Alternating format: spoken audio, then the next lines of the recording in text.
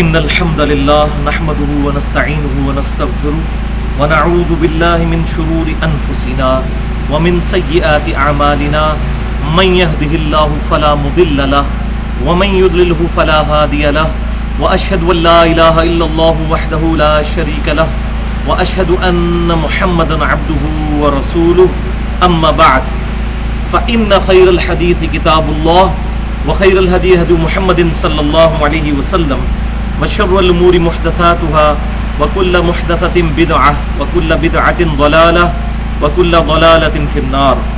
أعوذ بالله السميع العليم من الشيطان الرجيم من همزه ونفخه ونفثه. بسم الله الرحمن الرحيم. رب اشرح لي صدري ويسر لي أمري واحلل عقدة من لساني يفقهوا قولي. بسم الله الرحمن الرحيم. إن الله وملائكته يصلون على النبي يا أيها الذين آمنوا صلوا عليه وسلموا تسليما. اللهم صل على محمد وعلى آل محمد كما صليت على إبراهيم وعلى آل إبراهيم إنك حميد مجيد. اللهم بارك على محمد وعلى آل محمد كما باركت على إبراهيم وعلى آل إبراهيم إنك حميد مجيد. سورۃ الانعام کی آیت نمبر 104 سے انشاءاللہ شروع کریں گے. بسم اللہ الرحمن الرحیم. قد جاءکم بصائر من ربکم، بے شک تمہارے پاس آ گئی ہیں اللہ تعالی کی طرف سے آنکھیں کھول دینے والی دلیلیں. فمن ابصر فلنفسہ، تو جس نے بھی آنکھ کھول کر اس سے فائدہ اٹھایا تو اپنے لیے اٹھایا.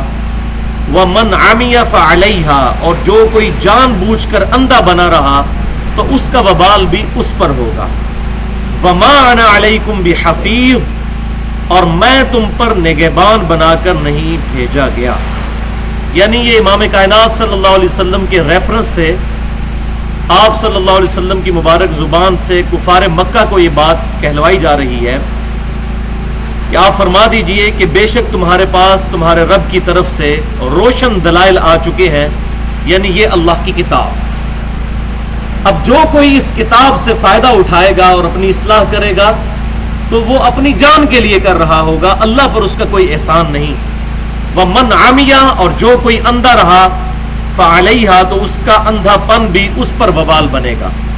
وَمَا أَنَا عَلَيْكُمْ بِحَفِيظ، اور آپ یہ بھی فرما دیجئے میں تم پر کوئی نگہبان بنا کر نہیں بھیجا گیا، یعنی میری یہ ذمہ داری نہیں کہ تمہیں زبردستی حق کی طرف لے کر آؤں. یہ من چلے کا سودا ہے، جو قبول کرے گا اس کا فائدہ، جو اپنا نقصان خود کرنا چاہتا ہے. تو میری یہ رسپانسبلٹی نہیں ہے. قیامت والے دن اللہ تعالیٰ مجھے یہ نہیں پوچھے گا کہ اے محمد صلی اللہ علیہ وسلم ہم نے آپ کو مبعوث کیا، اتنے لوگوں نے اسلام کیوں نہیں قبول کیا؟ میں تم پر کچھ نگہبان نہیں ہوں. وَكَذَلِكَ نُصَرِّفُ الْآيَاتِ وَلِيَقُولُوا دَرَسْتَ، اور اس طریقے سے ہم نے اپنی آیات ان کے لیے کھول کھول کر بیان کر دی. وَلِيَقُولُوا دَرَسْتَ وَلِنُبَيِّنَهُ لِقَوْمٍ يَعْلَمُونَ، تاکہ یہ لوگ خود بول اٹھیں کہ ہمیں حق بات صحیح طریقے سے سمجھا دی گئی، اور وہ قوم جو کہ علم رکھتی ہے اس سے نصیحت حاصل کر سکے. یعنی جو اپنی عقل کو استعمال کرتے ہیں ان کے لیے قرآن پاک میں نصیحت ہے، اور جو جان بوجھ کر حق بات قبول نہ کرنا چاہیں تو ان کے لیے اس میں کوئی نصیحت نہیں ہے. اور واقعی کفار مکہ پر جس طریقے سے الحمدللہ دلائل کو واضح کیا، ان کے دل اس بات کی گواہی دیتے تھے کہ حق بات کھول کر بیان کر دی گئی. اور 2/3 قرآن اس وقت تک نازل ہو چکا تھا، کیونکہ سورۃ الانعام مکی دور کی بالکل آخری صورتوں میں سے 2/3 قرآن نازل ہو چکا تھا. تو اللہ تعالیٰ نے فرمایا کہ خود بول اٹھیں کہ ان کو حق واضح کر کے بتا دیا گیا، اور یہ نصیحت بن جائے ان لوگوں کے لیے جو واقعی حق بات کو قبول کرنا چاہتے ہیں علم کے ذریعے. اتبع ما اوحی الیک من ربک، اے محبوب صلی اللہ علیہ وسلم آپ پیروی کیجئے اس وحی کی جو آپ کے رب کی طرف سے آپ کی طرف کی گئی. یعنی آپ پوری کنسنٹریشن کے ساتھ، پوری تندہی کے ساتھ اس وحی کو فالو کرتے رہیں. لا الہ الا ہو، اور وہ اللہ آپ کا رب وہ ہے کہ جس کے سوا کوئی معبود نہیں. وَأَعْرِضْ عَنِ الْمُشْرِكِينَ اور مشرکین سے اعراض فرمائیے. اعراض سے مراد یہ نہیں کہ ان کو دعوت دینا چھوڑ دیں، مراد یہ کہ ان کی طرف سے جو آپ کو تکلیف اٹھانی پڑتی ہیں اور تیکھی باتیں سننی پڑتی ہیں ان پر صبر کیجئے اور ان کو اوائڈ کیجئے. وَلَوْ شَاءَ اللَّهُ مَا أَشْرَكُوا، یہ آئیے فلسفے کی بات کہ اگر اللہ تعالی چاہتا تو کبھی بھی یہ شرک نہ کرتے. مراد کیا؟ مراد یہ کہ اگر اللہ تعالیٰ زبردستی ہدایت دینا چاہتا تو کسی کی مجال ہی نہیں تھی کہ اللہ کے ساتھ کوئی شرک کر سکتا. جیسے کوئی ایسا غلط عقیدہ اختیار کرتا آسمان اس پر ٹوٹ پڑتا، زمین اس کے لیے پھٹ پڑتی، آسمان سے پتھر اس پر نازل ہو جاتے. اگر اللہ تعالیٰ کا مقصد زبردستی ہدایت دینا ہوتا، اگر اللہ تعالیٰ زبردستی چاہتا تو کسی کو ہدایت دے سکتا تھا اور اس کو گمراہ نہ رکھتا اور وہ شرک نہ کرتے. جس کی سب سے بڑی مثال فرشتے ہمارے سامنے موجود ہے. ان کو اللہ تعالیٰ نے بلٹ ان ہدایت دی ہوئی ہے، وہ چاہیں بھی تو شرک نہیں کر سکتے کیونکہ ان کے اندر یہ مادہ ہی موجود نہیں ہے. بالکل اس طریق پہ اللہ تعالیٰ چاہتا تو انسانوں کو بھی پیدا فرما سکتا تھا، لیکن اللہ تعالیٰ ایسی مخلوق پیدا فرمانا چاہتا تھا جو اپنی مرضی سے اپنے رب کو چوائس کرے. فرشتوں نے اگر اپنے رب کو مانا ہے تو اپنی مرضی سے نہیں مانا، بلکہ ان کو جبلی ہدایت دی گئی ہے. جبکہ انسان کو فَأَلْهَمَهَا فُجُورَهَا وَتَقْوَاهَا، برائی اور اچھائی دونوں کا مادہ ودیت کر دیا گیا. اب یہ انسان کی اپنی مرضی ہے کہ حق بات کو قبول کرے یا نہ کرے. اللہ، اور میں یہ سمجھتا ہوں انسان کے پاس سب سے بڑا ایسٹ یہ ہے، اور جب یہ چیز انسان تفکر کرے تو واقعی انسان فرشتوں سے افضل ہے کہ اپنی مرضی سے اپنے رب کو چوائس کرے. حقیقت بات ہے کہ کوئی شخص اگر زبردستی ہدایت دے کر جنت میں پہنچا دیا جائے، وہ کبھی بھی جنت کا وہ لطف حاصل نہیں کر سکتا جو وہ شخص حاصل کر سکتا ہے جو اپنی مرضی سے اپنے رب کو چوائس کرے. وَمَا جَعَلْنَاكَ عَلَيْهِمْ حَفِيظًا، اور اے محبوب صلی اللہ علیہ وسلم ہم نے آپ کو ان پر نگہبان بنا کر نہیں بھیجا. وہی بات رپیٹ کی، آپ کی ذمہ داری نہیں ہے کہ آپ ان کو زبردستی ایمان پر لے کر آئیں، آپ کا کام صرف دعوت پہنچانا ہے. وَمَا أَنْتَ عَلَيْهِمْ بِوَكِيلٍ، اور نہ ہی آپ ان کی طرف سے وکیل ہیں، کوئی ذمہ داری نہیں ہے. اللہ اکبر کبیرہ. یہاں پر جہاں نبی صلی اللہ علیہ وسلم کو تسلی دی گئی ہے کہ آپ اپنی دعوت بالکل صحیح طریقے سے ادا کر رہے ہیں، آپ گلٹی فیل نہ کریں. اور واقعی جو شریف النفس انسان ہوتا ہے وہ اپنی پوری کوشش کے باوجود ہمیشہ اس بات سے ڈرتا رہتا ہے کہ کہیں میرے اندر تو ایسا کوئی مسئلہ تو نہیں ہے، کوئی میری دعوت پہنچانے میں تو کوئی کمی نہیں رہ گئی.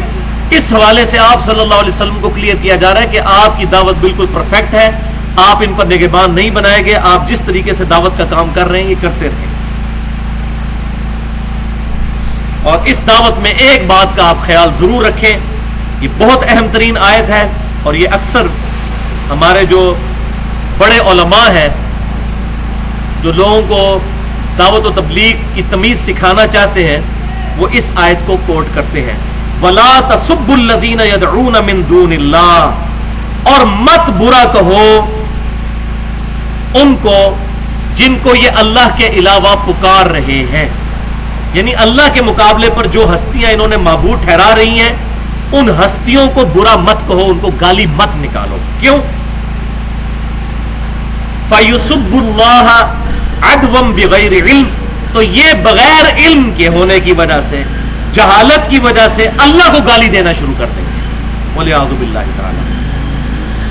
اب اس سے یہ بھی کوئی مطلب نہ لے کہ کسی کے باطل نظریات کا رد نہیں کرنا. یہاں بات آئی ہے کہ گالی گلوچ نہیں کرنی، برے الفاظ استعمال نہیں کرنے. اور الحمدللہ ہم یہی کرتے ہیں. اگر ہم عیسیٰ بن مریم علیہ السلام کی ڈیوینٹی کا انکار کرتے ہیں تو عیسیٰ علیہ السلام ہی لفظ استعمال کرتے ہیں، عیسیٰ علیہ السلام کی توہین نہیں کرتے. تو مت گالی دو ان ہستیوں کو جن کو انہوں نے اللہ کے مقابلے پر پوجنا شروع کر دیا ہے، ورنہ بغیر علم کے یہ تمہارے رب کو گالی دیں گے. لیکن ان کی غلطیوں کو پوائنٹ آؤٹ کرنا یہ تو نبوت کا تقاضا ہے. یہ تو ہو ہی نہیں سکتا کہ ایک پیغمبر کو اللہ تعالیٰ بھیجے اور وہ حق کو حق اور باطل کو باطل نہ کہے. تو یہ بالکل دو ایکسٹریمز آ جاتی ہیں. بعض لوگ اس کی بنیاد پہ کہتے ہیں جی غلط چیزوں کا رد ہی نہ کیا جائے. تو اس طرح تو پورے دین کا فلسفہ ہی ختم ہو جائے گا اگر یہ عقیدہ بنا لیا جائے. خود قرآن پاک میں اللہ تبارک و تعالیٰ نے ایون عیسیٰ علیہ السلام جو اللہ تعالیٰ کی طرف سے داعی تھے ان کے بارے میں فرما دیا سورۃ المائدہ کے اندر کہ عیسیٰ بن مریم اور ان کی ماں دونوں کھانا کھانے کے محتاج تھے. ایسی ہستیوں کو تم اپنا مشکل کشا مانے ہوئے ہو جو نہ تمہارے نفع کے مالک ہیں نہ نقصان کے, جو روٹی کھانے کے محتاج ہیں.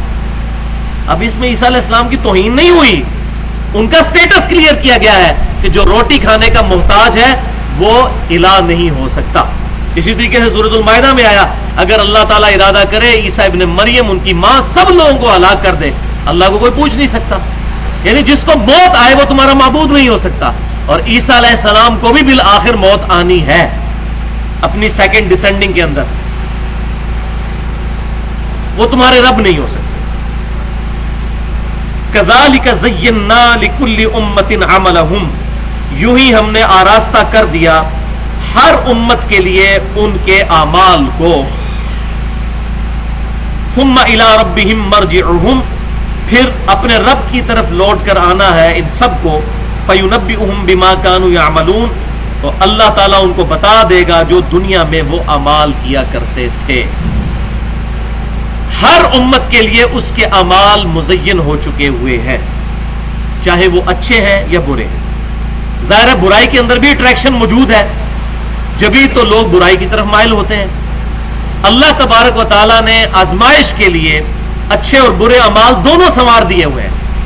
تو جو شخص خود گمراہی خریدنا چاہے گا اس کو برائی کے اندر لذت محسوس ہوگی اور وہ اس میں بڑھتا چلا جائے گا, اور جو خود اچھائی کا طلبگار ہوگا اس کو اچھائی میں مزہ اور لطف ملے گا, وہ اس کے لیے بڑھتا چلا جائے گا. اللہ تبارک و تعالیٰ نے دونوں راستے واضح کر دیے.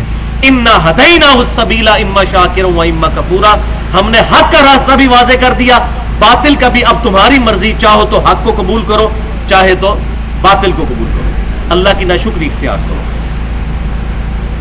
وَأَقْسَمُوا بِاللَّهِ جَهْدَ أَيْمَانِهِمْ, اور یہ لوگ قسمیں کھا کر اللہ کی کہتے ہیں پوری کوشش سے, لَإِنْ جَاءَتْهُمْ آیَةٌ لَيُؤْمِنُنَّ بِهَا, اگر ہمارے پاس کوئی واقعی معجزہ آ جاتا ہے ایسا جو ہم نے اے پیغمبر آپ سے مانگا ہے تو ہم آپ پر ایمان لے آتے. اب یہ وہ حجت بازی کرتے تھے کہ وہ معجزات جو اگلے انبیاء کو دیے گئے وہ معجزہ کوئی آپ دکھائیں تو تب ہم آپ پر ایمان لے کر آئیں گے. لیکن اللہ تبارک و تعالیٰ نے قرآن پاک میں جگہ جگہ واضح کر دیا کہ اس پیغمبر کا واحد معجزہ جس پر دعوی نبوت ہے وہ یہ کتاب ہے. وَأُوحِيَ إِلَيَّ هَذَا الْقُرْآنُ لِأُنذِرَكُم بِهِ وَمَن بَلَغَ, یہ قرآن ہے معجزہ. وہ کہتے تھے نہیں حصی معجزات, مردے کو زندہ کرنا, آسمان سے بجلی گرے اور قربانی کا غائب ہو جانا, یہ جو آپ خود پڑھ پڑھ کر سناتے ہیں ہمیں معجزے اگلے انبیاء کے, ان میں سے کوئی معجزہ ہمیں دکھائیں. تو اللہ تعالیٰ نے فرمایا کہ یہ معجزات یہ ڈیمانڈ کرتے ہیں تو فرما دیجئے قل انما الآیات عند اللہ, کہ معجزات تو اللہ کے پاس ہیں. وما یشعرکم انہا اذا جاءت لا یؤمنون, اور اے مسلمانوں تمہیں کیا خبر جب ان پر وہ نشانیاں آ جائیں گی معجزات تب بھی یہ ایمان نہیں لے کر آئیں گے. یہ بڑی کانٹے کی بات ہے کہ منہ مانگا معجزہ بھی مل جائے پھر بھی ایمان نہیں لے کے آئیں گے. کیوں؟ پریویس ایکسپیرینس ہے. سورۃ الانبیاء کھول کر دیکھیں, منہ مانگے معجزات دیے گئے لیکن ایمان نہیں لے کر آئے. تو اللہ تعالیٰ نے فرمایا ان کو بھی دکھا دیا, یہ بھی نہیں ایمان لے کر آئیں گے. قوم صالح نے علیہ السلام اونٹنی کا معجزہ مانگا نا, ان کو دکھایا گیا, نہیں ایمان لے کر آئے. تو معجزہ منہ مانگا نہ دکھانا بیسیکلی اللہ کی رحمت ہے, کیونکہ اگر منہ مانگا معجزہ دکھا دیا جائے تو اس کے بعد پھر عذاب آ جاتا ہے. یہ سورہ بنی اسرائیل میں آئے گا پھر مضمون کہ یہ ہماری رحمت ہے کہ منہ مانگا معجزہ نہیں دکھایا جا رہا. اور اسی پر میں نے جملہ بولا تھا کہ اگر منہ مانگے معجزات دکھا دیے جاتے تو خالد ابن ولید آج رضی اللہ تعالیٰ نہ ہوتے, ان کا انجام ابو جہل والا ہی ہو جاتا, عذاب آ جاتا اللہ کا. اتنا لمبا پیریڈ ان کو ملا اسلام دشمنی کرنے کا, اور اگر اسی وقت یہ فیصلہ تمام ہو جاتا ظاہر ہے کہ پھر وہ ایمان تو نہ لے کر آئے. 13 سالہ مکی دور ایمان نہیں لے کر آئے. اس کے بعد بھی صلح حدیبیہ تک بھی ایمان نہیں لے کر آئے. تو آپ صلی اللہ علیہ وسلم کی آخری 3 سے 4 سال کی صحبت کی ہے, باقی اپنی زندگی کے 19-20 سال آپ کی مخالفت میں گزارے ہیں. اگر مکے میں عذاب آ جاتا تو خالد ابن ولید رضی اللہ تعالیٰ عنہ آج رضی اللہ تعالیٰ عنہ نہ ہوتے. تو یہ اللہ کی رحمت ہے کہ منہ مانگا معجزہ نہ دکھایا جائے, یہ ان کو چھوٹ دی جا رہی ہے. اور ویسے بھی فرمایا کہ اگر جن لوگوں نے ایمان نہیں لانا ان کو منہ مانگا معجزہ بھی دکھا دیا جائے تو اے بھولے مسلمانوں, یہ نہ سمجھو کہ ایمان لے آئیں گے, یہ نہیں لے کر آئیں گے, یہ حجت بازیاں کرتے ہیں. کیونکہ جو سلیم الفطرت بیچارے بھولے مسلمان تھے وہ یہ کہتے تھے کہ اللہ تعالیٰ دکھا دینا معجزہ مردے کو زندہ کرنے کا, یا آسمان سے وہ بجلی نازل ہو اور یہ قربانی کو کھا جائے تو ایمان لے آئے, ان کا منہ بند کر دیا جائے. لیکن اللہ تبارک و تعالیٰ نے فرمایا یہ ایسا نہیں. اس نبی کا واحد معجزہ جس پر دعوی نبوت ہے وہ اللہ کی کتاب ہے. اور یہ میں بار بار اس پر ورڈکس دے چکا ہوں, میرا خیال ہے اب وہ آپ نکال لیں آیت, میں یہاں پر کوٹ کر دوں کہ یہ میری اپنی طرف سے یہ بات نہیں ہے, یہ قرآن پاک میں ذکر ہے کہ اس نبی کا واحد معجزہ جس پر دعوی نبوت ہے وہ قرآن ہے. باقی حصے معجزات بہت زیادہ ہیں لیکن دعوی نبوت والا جو معجزہ ہے وہ قرآن ہے. 21ویں پارے کا پہلا صفحہ نکال لیجئے, سورۃ العنکبوت پارہ نمبر 21, 403 نمبر صفحہ ہے اس بلو والے قرآن کے اندر جہاں پر یہ آیت موجود ہے. آیت نمبر 48, پیج نمبر 403, تقریباً سینٹر میں. وما کنت تتلو من قبلہ من کتاب, 403 نمبر صفحے میں 47 جہاں پر لکھا ہوا ہے اس سے فوراً بات شروع ہو رہی ہے. بسم اللہ الرحمن الرحیم. وما کنت تتلو من قبلہ من کتاب, اے محبوب صلی اللہ علیہ وسلم اس کتاب کے نازل ہونے سے پہلے آپ پڑھنا نہیں جانتے تھے, کسی کتاب میں سے آپ پڑھ نہیں سکتے تھے, آپ امی تھے. یہ آپ کا معجزہ تھا کہ آپ پڑھے لکھے ہوئے نہیں تھے دنیاوی طور پر, ورنہ تو لوگ کہہ دیتے کہ یہ کتاب خود لکھ لی ہے انہوں نے. وہی بات آ گئی. ولا تخطہ بیمینک, اور نہ اپنے دائیں ہاتھ سے آپ خطاطی کر سکتے تھے, لکھ سکتے تھے.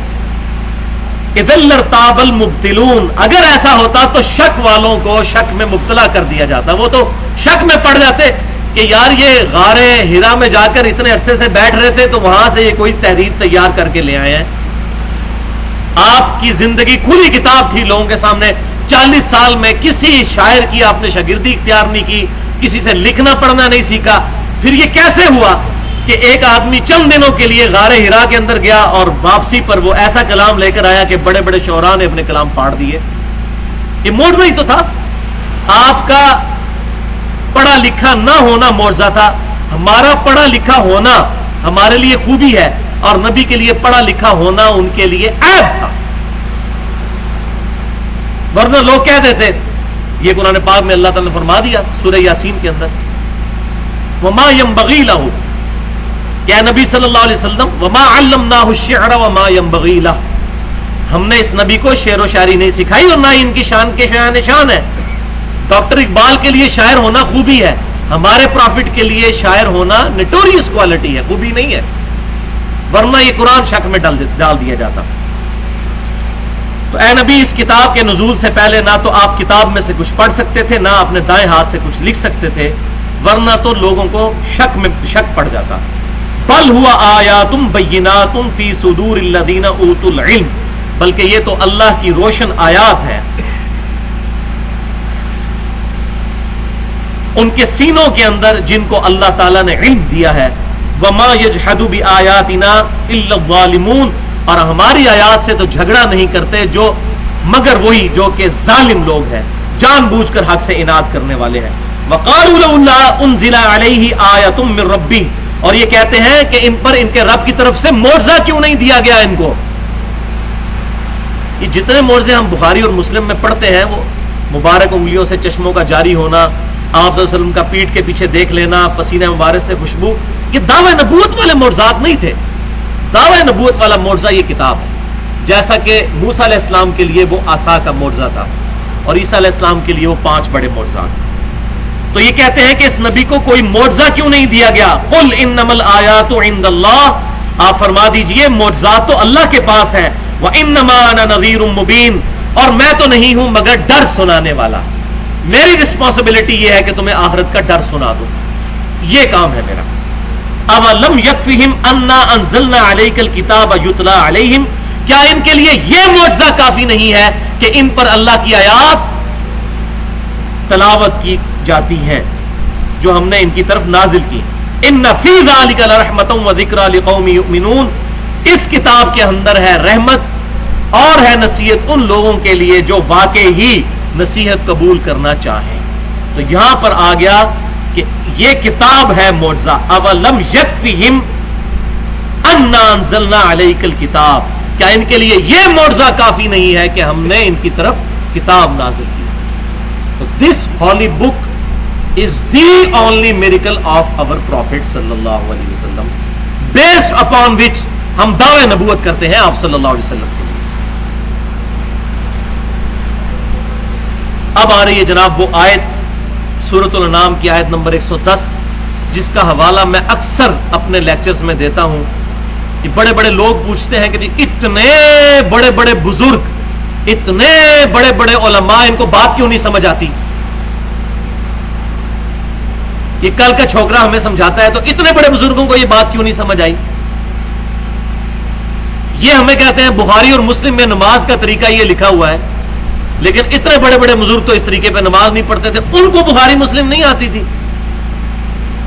اسی طریقے سے اگر براڈر سینس میں دیکھا جائے تو اتنے بڑے بڑے انٹلیکچوئلز دنیا کے 40 سال ایک جانور کے اوپر تحقیق کر دیتے ہیں. پوری آپ نیشنل جغرافک اور ڈسکوری چینل اور اینیمل پلانٹ پہ دیکھیں, 40 سال کسی نے کروکوڈائل کے اوپر جو ہے وہ اپنی زندگی کھپا دی, کسی نے سانپوں کے اوپر کھپا دی, تو کسی نے جو ہے وہ پرندوں کے اوپر کھپا دی, لیکن اللہ تعالیٰ کے بارے میں غافل ہے,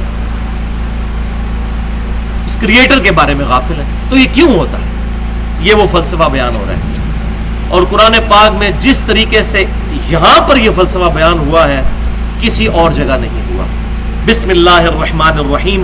وَنُقَلِّبُ أَفْئِدَتَهُمْ وَأَبْصَارَهُمْ, ہم پھیر دیتے ہیں ان کے دلوں کو, یا یہ ترجمہ عقل بھی ہو سکتا ہے, ان کی عقلوں کو, وَأَبْصَارَهُمْ, اور ان کی آنکھوں کو, ان کی بصارت کو, كَمَا لَمْ يُؤْمِنُوا بِهِ أَوَّلَ مَرَّةٍ, جس طریقے سے انہوں نے حق بات کو قبول نہیں کیا تھا جبکہ پہلی مرتبہ ان کو بات سمجھ آ گئی تھی. جب انہوں نے جان بوجھ کر حق قبول نہیں کیا, اب ہماری ڈیوائن مہر ان کے اوپر لگ گئی. ختم اللہ علی قلوبہم وعلی سمعہم وعلی ابصارہم, یہ وہ بات ہے. اللہ نے مہر کر دی ہے ان کی آنکھوں پر, ان کی بصارت کے اوپر, ان کے دلوں پر. اب ان کو حق بات سمجھ نہیں آتی. کیوں؟ کما لم یؤمنوا بہ اول مرہ, جبکہ پہلی مرتبہ یہ ایمان نہیں لے کر آئے تھے جبکہ ان کو بات سمجھ آ گئی تھی. اس وقت انہوں نے ہٹ درمی کی, تو اب اللہ کی طرف سے مہر لگ گئی. وَنَذَرُهُمْ فِي طُغْيَانِهِمْ يَعْمَهُونَ, اب ہم انہیں چھوڑ دیں گے ان کی سرکشی میں کہ بھٹکتے پھریں. وَلِعَاذُ بِاللَّهِ تَعَالَى, کبھی ایسا معاملہ نہ ہو. اللہ سے دعا کرنی چاہیے, ربنا لا تزغ قلوبنا بعد اذ هديتنا وهب لنا من لدنك رحمة انك انت الوهاب. اے رب ہمارے دلوں کو ٹیڑھا نہ کرنا بعد اس کے کہ تو نے ہمیں ہدایت عطا فرمائی, ہمیں اپنے پاس سے رحمت عطا فرما اے عطا کرنے والے. یہ وہ بات ہوتی ہے کہ جب حق بات کسی کو سمجھ آ جائے اور وہ جان بوجھ کر تکبر کی وجہ سے, ہٹ درمی کی وجہ سے, ضد کی وجہ سے بات کو قبول نہ کرے, پھر اللہ تعالیٰ کی مہر لگ جاتی ہے کہ اب بچے تجھے بات سمجھ نہیں آتی, کر لے جو مرضی, لکھ لے قرآن کی تفسیریں لیکن تجھے توحید سمجھ نہیں آئے گی. لکھے گا قرآن کی تفسیر لیکن شرک کی دعوت دے رہا ہوگا. لکھے گا بخاری اور مسلم کی شرح لیکن نماز کا طریقہ وہ بتا رہا ہوگا جو اس کے بزرگوں کا ہے, جو نبی صلی اللہ علیہ وسلم سے کسی بھی صحیح سند سے ثابت ہی نہیں ہوگا مفسر قرآن اور شارح حدیث, لیکن اتنا بڑا جاہل, وہ اپنے فرقے کی حفاظت کر رہا ہوگا. یہ ہے وہ اتنے بڑے بڑے علماء کو بات کیوں نہیں سمجھ آتی, کیونکہ حق بات جب سمجھ آ جائے اور انسان ہٹ درمی کی وجہ سے نہ قبول کرے تو اللہ تعالیٰ کی طرف سے ڈیوائن مہر لگ جاتی ہے. اس کو آپ دنیاوی طور پہ بھی سمجھ لیں کہ اگر کوئی شخص اپنی کسی ایک آنکھ کو, یہ دائیں آنکھ ہے, اس کے اوپر پٹی باندھ لے اور 2-3 سال تک اس میں پٹی باندھی رکھے, ایسے کھولے ہی نہ, 3 سال بعد کھولے گا اس کی بینائی ختم ہو چکی ہوگی. کیوں؟ استعمال کرنی چھوڑ دی. اسی طریقے سے جو اپنی عقل استعمال کرنا چھوڑ دے گا, اندھا پن اختیار کرے گا, یار نہیں بات تو ٹھیک ہے یہ, لیکن اتنے بڑے بڑے بزرگ آخر یہ کیوں لکھ گئے, تو اب اس نے اپنی عقل استعمال کرنی چھوڑ دی. جب یہ عقل استعمال کرنی اس طرف سوچنا چھوڑ دے گا, جس طرح اس بندے کی بینائی زائل ہو جاتی ہے، اس طرح حق بات کو ایکسپٹ کرنے کی کیپیبلٹی اور صلاحیت انسان سے سلب ہو جاتی ہے. یہ جوڑ ہے نا جی کونی کا، اس کو آپ سیدھا کر کے پلاسٹر کروا لیں 1 سال کے لیے، سال کے بعد آپ پلاسٹر کھولیں، یہ آپ کی کونی ایسے ہی نہیں ہوگی، یہ جوائنٹ کام ہی نہیں کرے گا کیونکہ اس کو استعمال کرنا چھوڑ دیا. تو یہ جو بڑے بڑے علماء ایسے ہوتے ہیں کہ جو حق بات کو سوچنا، بلکہ یہاں تک کہ کسی کو اگر حدیث بتائی جائے، قرآن بتائی جائے، وہ کہتے ہیں جی ہمارے عقیدے کے خلاف ہمیں چاہے قرآن بتائیں چاہے حدیث بتائیں، ہم نہیں سنیں گے، ہم تو کنکلوڈ کر چکے ہیں. تو بھائیوں مجھے بتائیے، اگر ایک قادیانی پوری زندگی صرف قادیانی علماء سے ختم نبوت سمجھتا رہے، اس کو کبھی ختم نبوت سمجھ آئے گی؟ اس کو باقیوں کی بھی بات سننی ہوگی. اسی طریقے سے کوئی بریلوی ہے، دیوبندی ہے، اہل حدیث ہے، اس کو سب کی بات سننی ہوگی. اہل تشیع ہے، اس کو اہل سنت کی بات سننی ہوگی، اہل سنت کو اہل تشیع کی بات سننی ہوگی. پھر فیصلہ کرنا ہوگا کہ حق بات کون کہاں پر کر رہے ہیں، تب بات سمجھ آئے گی. ورنہ تو وہی ہے کہ وہ بنائی بھی زائل ہو جائے گی اور حق بات سمجھنے کی صلاحیت سلب ہو جائے گی. اور یہ ہوتا ہے، اتنے بڑے بڑے علماء ہوتے ہیں اور اتنی واضح چیزوں کا انکار کر جاتے ہیں اور باطل تعویلات کرتے ہیں، انسان پریشان ہو جاتا ہے یہ کیوں نہیں قبول کر رہے. اس کی وجہ یہ ہوتی ہے، اور بھائی جب اللہ تعالیٰ نے ان کو گمراہ کر دیا ہے جان بوجھ کر نہیں، ان کے اعمال کی سبب سے. ایک بندہ جان بوجھ کر سخت سردیوں میں ننگے پاؤں فرش پر پھرتا ہے اور اس کو ہو جاتا ہے نمونیا، تو اللہ تعالیٰ نے نمونیا میں مبتلا کیا، لیکن اس کی حرکت تو اپنی تھی.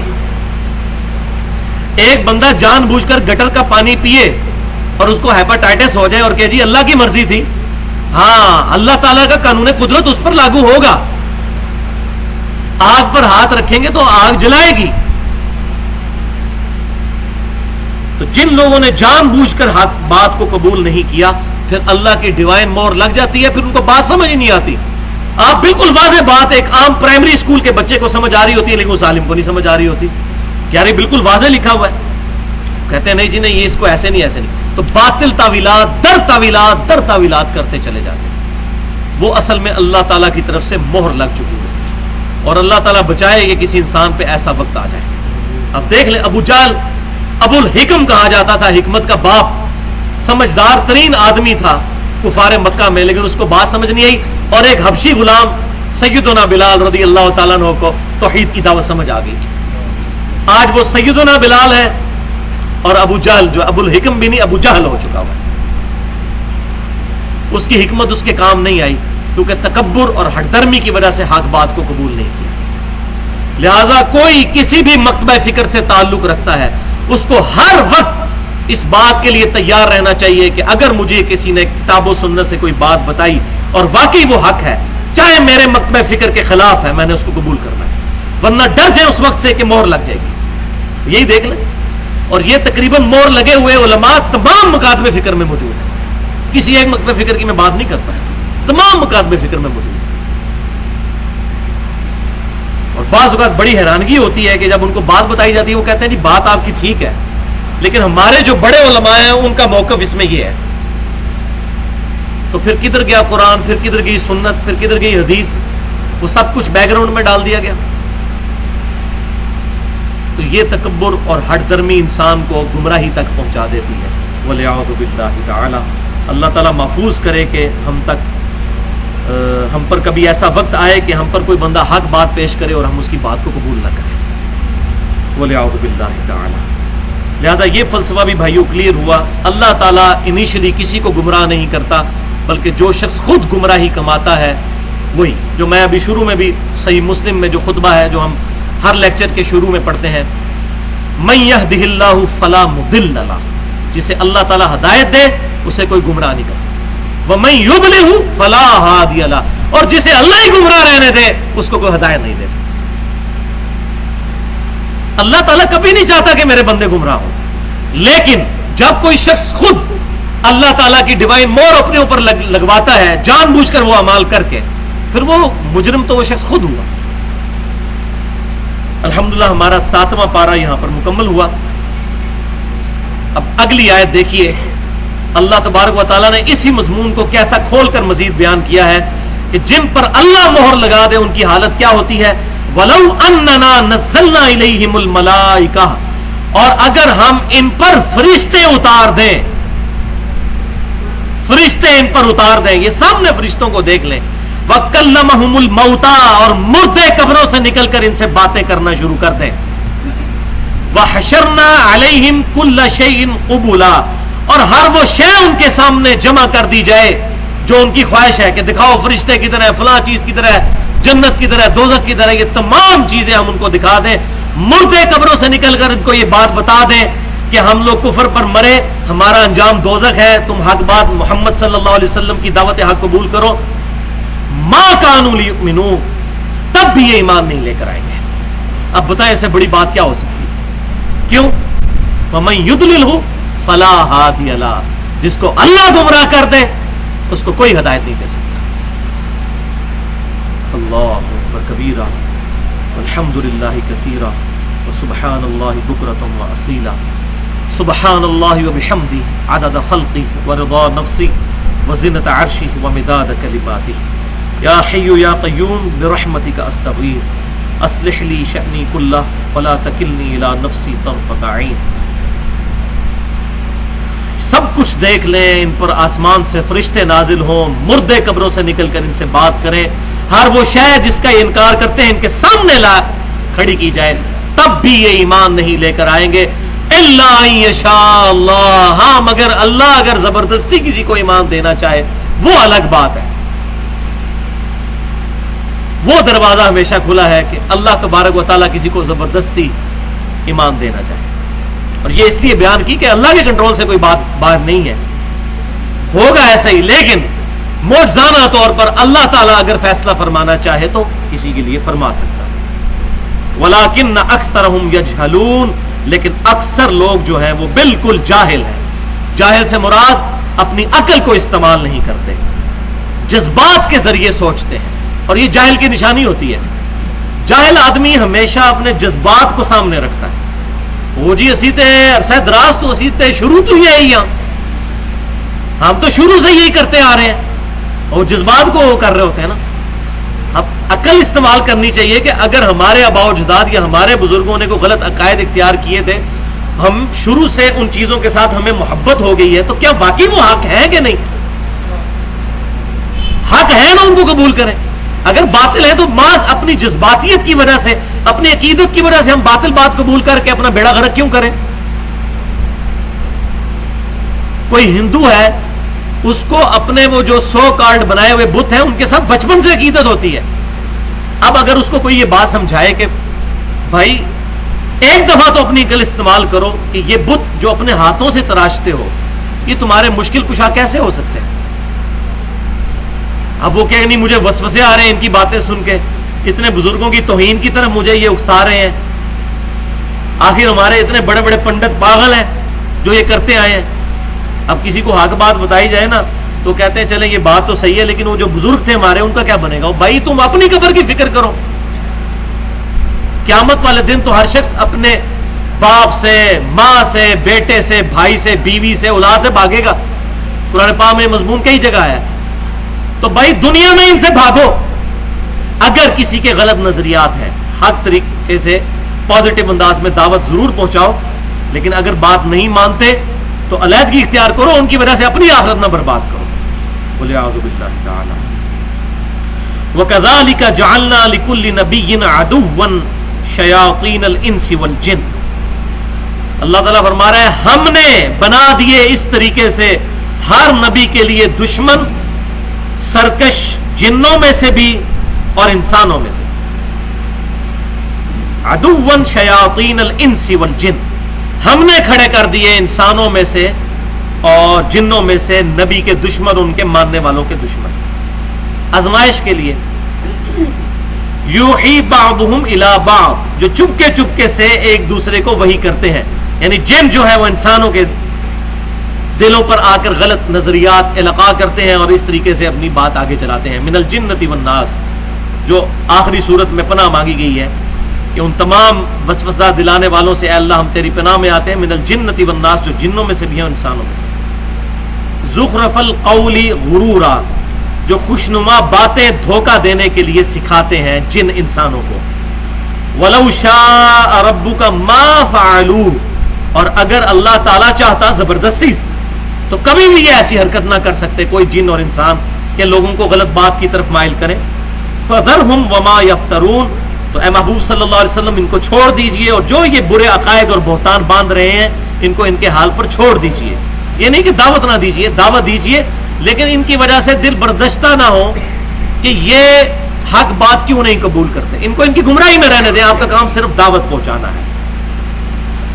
تو بھائیو، یہ جو دو آیتیں ہیں جو ایک پڑھ چکے 112 اور 113 سورۃ الانعام کی، اس میں اللہ تعالیٰ نے حق اور باطل کا جو ٹکراؤ ہے اس کو اپنی طرف منسوب کیا ہے کہ ہم یہ سارے معاملات کرتے ہیں. اور ظاہر ہے یہ حقیقت بات ہے، شیطان کو بھی اللہ نے پیدا کیا ہماری آزمائش کے لیے.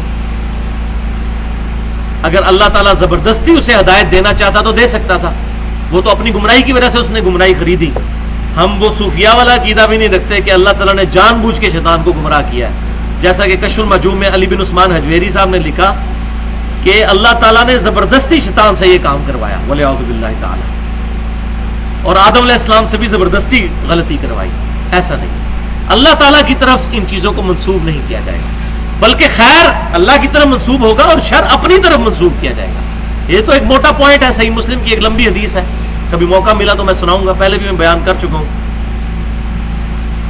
اس کا اینڈ اسی بات پر ہے کہ جب کبھی نیکی کا کام کرنا تو اس کو اپنے رب کی طرف منسوب کرنا حدیث قدسی ہے، اور جب برائی کرنا تو اس کو اپنے نفس کا وبال سمجھنا.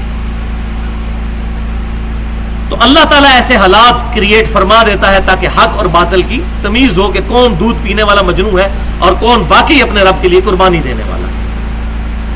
اور وہ مقصد بھی آگے آ رہا ہے کہ یہ اللہ کے پیغمبروں اور ان کے ماننے والوں کے دشمن کیوں کھڑے کرتا ہے اللہ تعالیٰ، کس لیے؟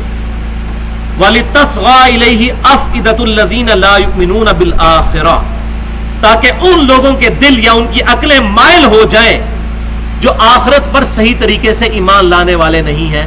وہ جنوں اور انسانوں میں سے جو شیاطین ہیں ان کے ساتھ لگ جائیں.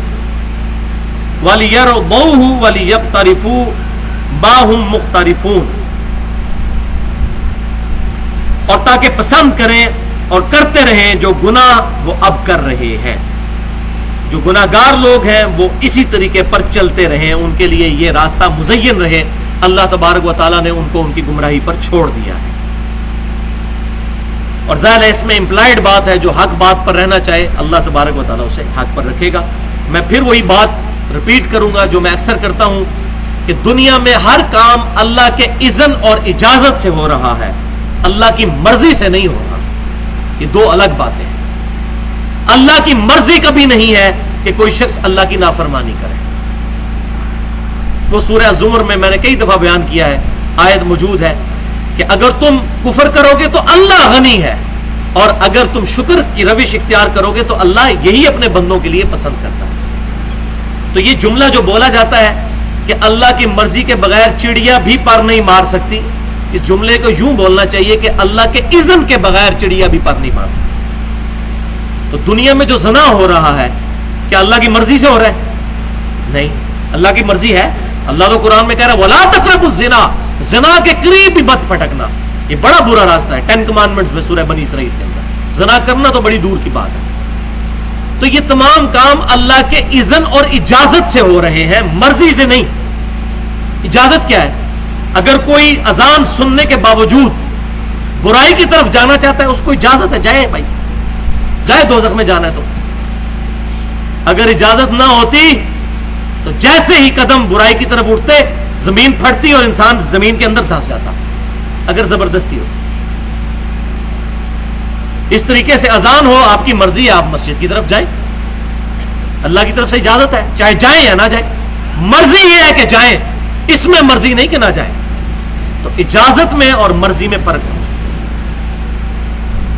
اللہ کی طرف سے برائی کا اذن ہے، اگر کوئی برائی کرنا چاہتا ہے کرے، لیکن مرضی اس میں نہیں ہے.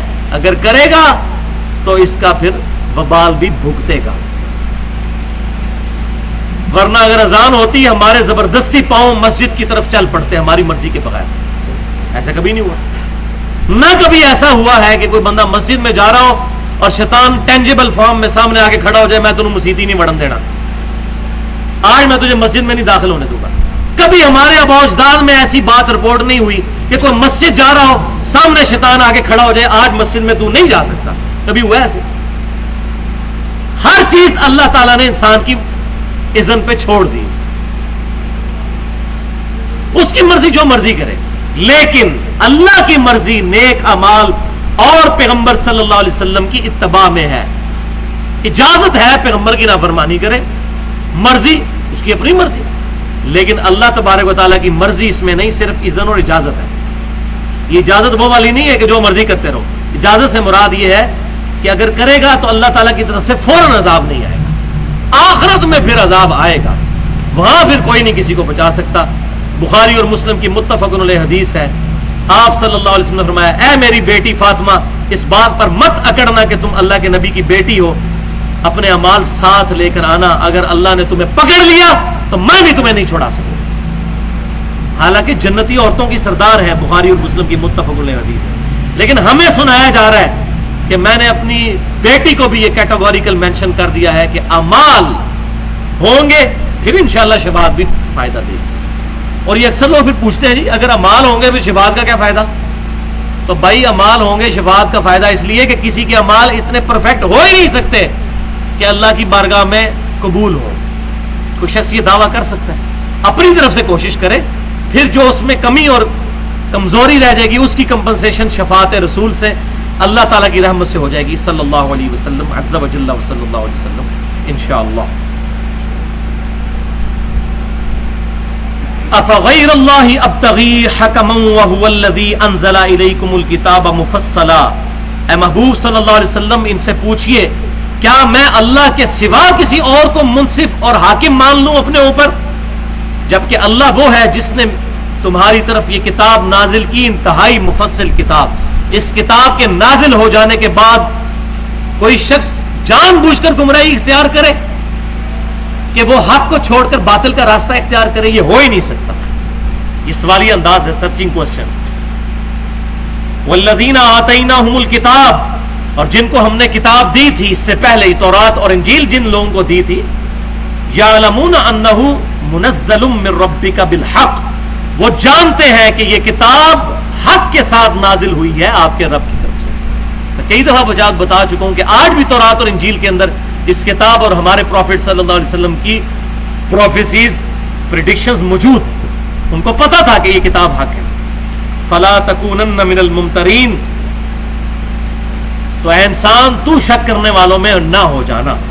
یہ خطاب تو نبی صلی اللہ علیہ وسلم کو ہے, لیکن آپ کے ذریعے ساری انسانیت کو ہے کہ اس کتاب کے بارے میں شک میں مبتلا نہ ہونا, یہ حق ہے. اور اگر یہ بڑے بڑے علماء یہود اور نصارہ اس بات کو قبول نہیں کر رہے, ان کے دل گواہی دے چکے ہیں, اور اسی لیے ان پہ بھی مور لگ گئی تھی نا. کیوں نہیں انہوں نے اسلام قبول کیا یہود و نصارہ کے علماء نے؟ کیوں کہ پہلی دفعہ ان کو بات سمجھ آ گئی, کان کھڑے ہو گئے, یہ پیغمبر وہی ہیں. لیکن پھر انہوں نے کہا کہ نہیں, ہمارا یہ سارا جو سیٹ اپ چل رہا ہے, اتنے بڑے بڑی گدھیاں ہماری جو چل رہی ہیں, یہ ساری ختم ہو جائیں گی. اس بندے کی بات سن لی تو بس وہی بات ہے کہ پہلی دفعہ حق قبول نہیں کیا, پھر اللہ کی طرف سے مور لگ گئی. وَتَمَّتْ كَلِمَةُ رَبِّكَ صِدْقًا وَعَدْلًا. اے محبوب صلی اللہ علیہ وسلم, آپ کے رب کی بات سچائی اور عدل کے اعتبار سے بڑی پرفیکٹ ہے, کوئی شک ہی نہیں اس کے اندر. مکمل کر دیے اللہ تعالیٰ نے دلائل اس کتاب کے اندر. لا مبدل لکلماتہ, اس کے کلمات کو کوئی نہیں بدل سکتا. وَهُوَ السَّمِيعُ الْعَلِيمُ, اور وہی سننے والا اور جاننے والا ہے. اب آ رہی ہے جناب امپورٹنٹ ترین آیت ایک اور سورۃ الانعام میں, جو ہمارے ریسرچ پیپر امام الانبیاء کی دعوت قرآن میں بھی موجود ہے, جو آج جمہوریت شرک کی شکل میں انسانیت میں آ چکی ہے. اس شرک یا جمہوریت کا رد اس آیت کے اندر موجود ہے. سورۃ الانعام آیت نمبر 116. وَإِن تُطِعْ أَكْثَرَ مَن فِي الْأَرْضِ, اور اے سننے والے, اگر تو زمین پر بسنے والوں کی اکثریت کی پیروی کرے گا, یضلوک عن سبیل اللہ, وہ تجھے گمراہ کر دیں گے اللہ کے راستے سے. اکثریت نے گمراہی کا راستہ اختیار کیا ہوا ہے. 1.75 billion Christians on the face of earth, 2.25 ارب کرسچن اس دنیا میں عیسیٰ علیہ السلام کے بارے میں ڈیوینٹی کلیم کرتے ہیں. اکثریت گمراہی کے راستے پر, انبیاء کا نام لینے کے باوجود گمراہی کے راستے پر. کیوں؟ ان یتبعون الا الظن, یہ تو پیروی نہیں کرتے مگر صرف اپنے ظن اور گمان کی، علم کی پیروی نہیں کرتے، گمان کی پیروی. وَإِنْهُمْ إِلَّا يَخْرُصُونَ، اور یہ تو نہیں مگر بعض اٹکل پچو چلانے والے اپنے تخمینوں کے اوپر باتیں کرتے ہیں. اور یہ اکثر آپ سن رہے ہوتے ہیں، ہمارے بھی مسلمانوں میں ایسے لوگ موجود ہیں، اپنی طرف سے تشریحات آیات کی کر رہے ہوتے ہیں، احادیث کی کر رہے ہوتے ہیں، اپنی طرف سے اٹکل پچو چلا رہے ہوتے ہیں. وہ جی شہید زندہ ہے، ہاں جی زندہ ہے، تو زندہ کو مدد منگی جا سکتی ہے. اندازہ کرو، زندہ اور مردہ کی تو بات ہی نہیں ہے، بات کمیونیکیشن کی ہے. مرے ہوئے شخص کے ساتھ ہماری کمیونیکیشن نہیں ہو سکتی. سامنے موجود ہو، کافر سے بھی مدد مانگ سکتے ہیں. بخاری شریف اٹھا کے دیکھیں، آپ صلی اللہ علیہ وسلم کی وفات اس حالت میں ہوئی ہے کہ آپ کی زرہ گروی رکھی ہوئی تھی ایک یہودی کے پاس گندم کے عوض. یہودی سے بھی مدد لی جا سکتی ہے، لیکن غائب میں مدد کے لیے کسی ہستی کو پکارنا، چاہے وہ کوئی فرشتہ ہو، بڑے سے بڑا بزرگ پیغمبر ہی کیوں نہ ہو، یہ اللہ کے ساتھ عبادت میں شریک کرنا ہے. ایاک نعبد و ایاک نستعین کے خلاف ہے. یہ تو جھگڑا ہی نہیں اذن ہے یا نہیں ہے. اذن ہو تب بھی کوئی فرق نہیں پڑتا. اللہ نے بارش برسانے کا اذن فرشتوں کو دیا، لیکن فرشتوں سے بارش مانگیں گے تو مشرک ہو جائیں گے. بارش اللہ سے مانگیں گے. اسی پہ میں نے ڈیٹیل گفتگو کی ہے، مسئلہ نمبر 3 کے نام سے 2.25 گھنٹے کی دعا صرف اللہ ہی سے، اہل سنت پاک .com پر. اب اس بات کو سمجھ لیجئے جو میں نے کہا کہ جمہوریت کا جو فلسفہ اس وقت شرک کی فارم میں دنیا میں آ چکا ہے کہ government by the people, of the people, for the people, کہ لوگوں کی چوز کی ہوئی حکومت لوگوں کی طرف سے اور لوگوں کے لیے. اکثریت جو فیصلہ کر دے، اکثریت فیصلہ کر دے کہ ہومو سیکچولیٹی جائز ہے، مرد کی مرد سے شادی اور عورت کی عورت سے شادی جائز ہے، تو امریکہ کی 3 سٹیٹس کے اندر یہ قانون بن چکا ہوا ہے جمہوریت کی بنیاد کے اوپر. تو یہ جو جمہوریت ہے، جو بائی ڈیفینیشن ہے، یہ تو شرک ہے. اللہ تعالی کے قانون کو اکثریت کی رائے کے ذریعے نہیں توڑا جا سکتا. لیکن لیکن لیکن اللہ کے بتائے ہوئے مباحات میں سے جمہوریت کی بنیاد پر ہی فیصلہ ہونا چاہیے. وہ پورشن جو جمہوریت کا ہے وہ عین اسلامک ہے. نبی صلی اللہ علیہ وسلم بھی جب صحابہ سے مشورہ کرتے تھے تو جمہور کی رائے کو دیکھا جاتا تھا. آج بھی محدثین جب کسی محدث کسی حدیث کے راوی پر حکم لگاتے ہیں تو کہتے ہیں جمہور، وہاں تو جمہوریت کو مان رہے ہوتے ہیں. وہ جمہوریت کیا ہے؟ وہ اللہ کے قانون کو توڑنے والی جمہوریت نہیں ہوتی، بلکہ اللہ کے قانون کے اندر اندر اکثریت کی رائے کو ماننا کہ ہاں جی جمہور نے اس کے بارے میں یہ ڈیسیژن کیا. وہ تمام محدثین جمہوریت کو مانتے ہیں کہ جی جمہور نے اس راوی کی توثیق کر رکھی ہے، لہذا یہ حدیث کا راوی اتھینٹک ہے. لیکن جہاں حلال اور حرام کی بات آئے گی وہاں تو ہم نے کتاب اور سنت کو فالو کرنا ہے، جمہوریت کو پھر فالو نہیں کرنا. وہ پہلو پھر اس کا شرکیہ ہو جائے گا. کتاب و سنت کو دیکھنا ہے اس کے اندر کیا دلائل آئے ہیں. تو اسلام میں quality is authority, quantity is not authority. کسی کے اوپینین کو گنا نہیں جائے گا بلکہ تولا جائے گا. یہ نہیں ہے کہ 10 جاہل آدمی ایک طرف ہو گئے اور ایک عالم ایک طرف ہو گیا تو وہ 10 جاہلوں کی ویٹیج جو ہے وہ ایک عالم پر بڑھ گئی، گنتی میں بڑھ گئی، لیکن تولا جائے گا تو پھر نہیں پڑھ سکتے. باقی جہاں تک آج کل کی جو ووٹنگ ہو رہی ہے اس کے بارے میں تو بنیادی طور پر ہو سکتا ہے کوئی عالم جو ہے وہ جاہل ہو، وہ دین کا تو عالم ہو لیکن دنیاوی طور پر اس کو نہ پتا ہو کہ کون سا کینڈیڈیٹ بہتر ہے ملک و قوم کے لیے، اور ایک ان پڑھ بندے کو زیادہ پتا ہو. تو آج کل جس طرح میڈیا آزاد ہو چکا ہے، لوگوں کا کریکٹر، لوگوں کے یہ سارے معاملات سامنے آ جاتے ہیں. لہذا میں نہیں سمجھتا کہ آج کل یہ رول لگانا چاہیے کہ یہ ایک عالم کی ووٹ جو ہے وہ 10 جاہلوں پر بھاری ہو. ورنہ تو محدثین کے ہاں بھی پھر دیکھنا چاہیے کہ یہ ایسے راوی ہیں جن کو ہمارے شروع کے محدثین نے ضعیف ڈکلیئر کیا ہے لیکن بعد کے محدثین نے کثرت کے ساتھ اس کی توثیق کر دی ہے. وہاں کہتے ہیں کہ نہیں جی چونکہ اکثریت توثیق کر رہی ہے. جیسے محمد بن اسحاق بن یسار ایک راوی ہیں، انس ابن مالک کے شاگرد ہیں، امام مالک ان کے بارے میں کہتے ہیں کہ دجالوں میں سے ایک دجال تھا، اور امام مالک اس کے زمانے کے ہیں اور بہت بڑے امام ہیں، جبکہ امام مالک کے مقابلے پر تقریباً 40 اور علماء محدثین کہتے ہیں نہیں یہ صحیح راوی تھا۔ تو جمہور کا حکم مانا گیا ہے، اور یہ اس حدیث کے راوی ہیں جو عبادہ ابن صامت کی حدیث ہے ترمذی اور ابو داؤد کے اندر، کہ فجر کی نماز کے اندر آپ صلی اللہ علیہ وسلم کے پیچھے ایک صحابی جو ہے وہ قرات کر رہے تھے، آپ صلی اللہ علیہ وسلم نے فرمایا کہ کون میرے پیچھے قرآن تلاوت کر رہا تھا؟ تو ایک صحابی نے کہا یا رسول اللہ میں، تو فرمایا کہ امام کے پیچھے کچھ قرات نہ کیا کرو مگر سورۃ الفاتحہ، کیونکہ جو سورۃ الفاتحہ نہیں پڑھتا اس کی نماز ہی نہیں ہوتی۔ اس حدیث میں محمد بن اسحاق بن یسار راوی ہے، اس کو امام ترمذی نے بھی حسن کہا، اور جمہور محدثین کی توثیق کی وجہ سے یہ حدیث الحمدللہ صحت کے درجے میں۔ تو جمہور کی رائے مانی جائے گی مباحات میں، مثلا پاکستان کے اندر کوئی پارٹی ہوتی ہے بہت بڑی نیشنل لیول کی، اب یہاں پر جمہوریت نہیں کروائی جا سکتی کہ ووٹنگ کریں کہ جی شراب جو ہے پاکستان کی بنی ہوئی سرو کی جائے گی یا انڈیا کی بنی ہوئی یا امریکہ کی بنی ہوئی۔ شراب کے معاملے میں تو ووٹنگ ہو ہی نہیں سکتی، شراب تو ہے ہی حرام، یہ تو طے ہے کہ شراب نہیں سرو ہو سکتی۔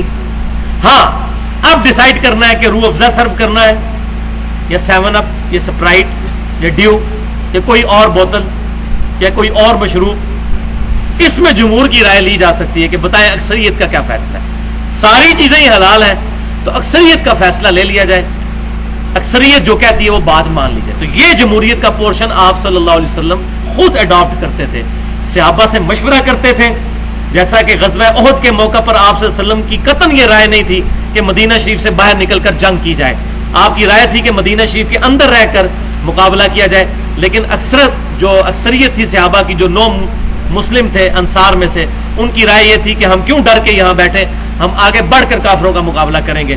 تو نبی صلی اللہ علیہ وسلم نے اپنی مرضی کے برخلاف صحابہ کی اکثریت کی رائے کو انڈورس کرتے ہوئے جو ہے وہ باہر نکل کے احد کے میدان میں احد پہاڑ کے پاس جا کر لڑائی کا ارادہ فرمایا۔ تو مباحات کے دائرے کے اندر جمہوریت کی رائے مانی جائے گی۔ اسی وجہ سے میں یہ کہتا ہوں کہ پاکستان کی جمہوریت میں جو قرارداد مقاصد کی وجہ سے ایک شک داخل کی گئی ہے کہ پاکستان میں کوئی بھی قانون ایسا پاس نہیں کر سکتی پارلیمنٹ جو کتاب و سنت کی تعلیمات کے خلاف ہو، اس ایک شک کی وجہ سے ہم پاکستان کی جمہوریت کو شرک والے فتوے سے پاک قرار دیتے ہیں۔ اگر یہ شک نہ ہوتی تو یہ بھی خالصتاً پھر شرکیہ جمہوریت ہوتی، اور یہاں الحمدللہ اتنا اثر و رسوخ ہے عوام کا کہ مشرف کے دور کے اندر، اس جاہل کے دور کے اندر، جب انہوں نے پاسپورٹ سے مذہب کا خانہ نکالا تو کتنا پروٹیسٹ ہوا تھا، حالانکہ یہ کوئی اسلامی مسئلہ نہیں تھا مذہب کا خانہ وہاں ڈالنا، نہ کوئی کتاب و سنت میں ہے کہ پاسپورٹ کے اوپر مذہب کا خانہ ڈالا جائے، لیکن ان کو اپنا ڈیسیژن واپس لینا تھا۔ تو اس اعتبار سے الحمدللہ یہ بہت بڑا ایسٹ ہے قرارداد مقاصد کہ پاکستان میں کوئی قانون کتاب و سنت کے خلاف پاس نہیں کیا جا سکتا۔ باقی اس کے اندر جو قباحتیں ہیں وہ اپنی جگہ موجود ہیں، لیکن اس ایک شک کی وجہ سے ہم اس پر کفر اور شرک کا فتویٰ نہیں لگا سکتے۔ اس میں ان لوگوں کی اصلاح کرنا چاہتا ہوں جو فتویٰ بازی دیتے، کسی نے ووٹ نہیں ڈالنی نہ ڈالے، لیکن کم از کم پاکستان کے 18 کروڑ کم و بیش کلمہ گو اہل قبلہ مسلمانوں کو مشرک اور کافر تو نہ کہے، یہ نہ ہو کہ شرک اس کی طرف لوٹ آئے۔ باقی سارے معاملات کر رہے ہیں، انہی ایجنسیوں سے لے کے پیسے بھی کھاتے ہیں اور انہی لوگوں کے اعلی کار بھی بنے ہوئے ہیں، جب ووٹ ڈالنے کی باری آتی کہتے ہیں جمہوریت شرک ہے، چندہ لینے کی باری آئے گی تو پھر نہیں دیکھیں گے یہ حلال کی کمائی ہے یا حرام کی، کہتے ہیں جی لیں۔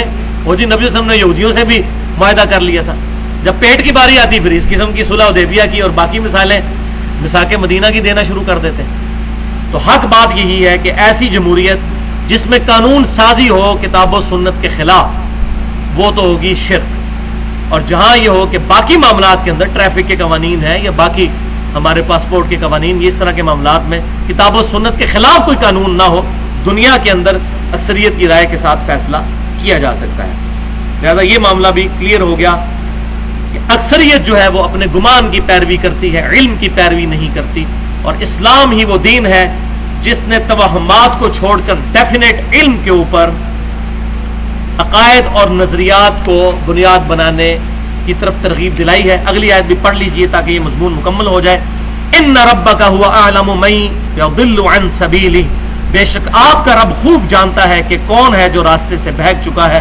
وہو اعلم بالمہتدین، اور اللہ تعالیٰ خوب جانتا ہے کہ کون ہے جو ہدایت کے راستے کے اوپر ہے. اس کا یہ مطلب نہیں، یہ جو اکثر لوگ کہہ دیتے ہیں جی اللہ کو پتا ہے جی کون ٹھیک ہے. بھائی اللہ کو پتا ہونے سے ہمیں تو کوئی فرق نہیں پتا پڑے گا. ہمیں تو تب فرق پڑے گا جب ہمیں بھی پتا چلے. ایک قادیانی کہے جی مجھے نہ بات سمجھائے، اللہ کو پتا ہے کون صحیح ہے، قیامت والے دن پتا چل جائے گا. اور بھائی قیامت والے دن پتا چلا تو تجھے تو کوئی فائدہ نہیں ہونا، تجھے تو تب فائدہ ہے جب اس دنیا میں پتا چلے. تو اللہ تبارک و تعالیٰ فرما رہا ہے کہ مجھے خوب پتا ہے کہ کون اہل حق ہے کون اہل باطل ہے. اور اللہ تعالیٰ نے وہ وضاحت بھی کتاب و سنت میں کر بھی دی کہ گمان کی پیروی نہیں کرنی بلکہ حق کی پیروی کرنی. امام الانبیاء کی دعوت قرآن صلی اللہ علیہ وسلم، اس میں جو یہ لیکچر بھی ہے مسئلہ نمبر 1 کے نام سے ahlsunnatpak.com پر 2 گھنٹے کی گفتگو، میں نے اس پر کافی ڈیٹیل کے ساتھ اس پر بحث کی ہے. یہاں پر میں ایک آیت کے اوپر گفتگو کو کنکلوڈ کرتا ہوں، 2-3 منٹ باقی رہ گئے. بسم اللہ الرحمن الرحیم. ولا تقف ما ليس لك به علم ان السمع والبصر والفؤاد كل اولئك كان عنه مسؤولا. اے انسان کسی ایسی چیز کی پیروی مت کر جس کے بارے میں تیرے پاس ڈیفینیٹ علم نہیں، بے شک کان، آنکھیں اور عقل اس کے بارے میں تم سے پوچھا جائے گا. ان اعضاء کو استعمال کر کے تم نے حق بات تک پہنچنے کی کوشش کیوں نہیں کی.